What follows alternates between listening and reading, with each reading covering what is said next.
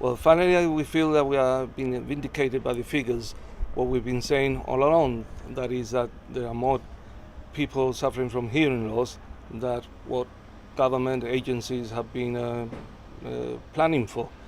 7% is actually 2% higher than the global average for a population with hearing loss. Has that percentage, the fact that Gibraltar is 2% over the WHO global figure of 5%, has that given your campaign, do you think, renewed impetus to call on new services and facilities for those who have difficulty with hearing? Well, what it has is basically given us evidence that what we are saying is correct, and we also have to ask ourselves important questions as why are we 2% higher? Is it because of Gibraltarian gene pool being a small population stock, or is it because there's been a mismanagement of health and safety in the workplace, or has there been enough preventable hearing loss, which is to encourage people to protect their ears in leisure activities? Maybe there hasn't been enough awareness in that front. Agencies have to look into it. And the 7% with hearing loss, is there any understanding as to the degree of that hearing loss? Have you been made aware? I just read the findings from the local newspaper like everyone else, and this was my take on it. Okay, so in terms of facilities and services for those with hearing loss, what are you calling for?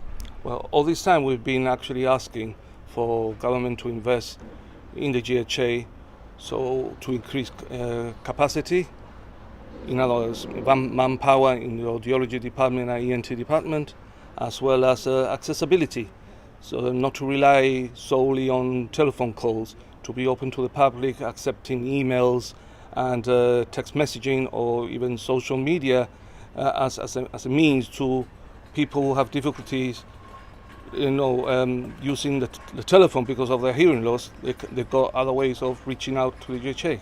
And you're also calling for a national hearing loss strategy. Tell us about that. What would you like to see? Well, I would like to see a coherent planning from diagnosis to education to employment to rehabilitation. If the hearing loss appears later in life, there is structured, and there is a multi-departmental communication to assist the person with the hearing loss throughout their lifespan. Now, given the survey results, 7%, are you going to be requesting a meeting with the Minister for Health or the Public Health Minister? I've approached both of them, and I'm happy to say that the Public Health Minister, Professor Cortés, actually was very welcoming, and we've agreed to meet in the near future.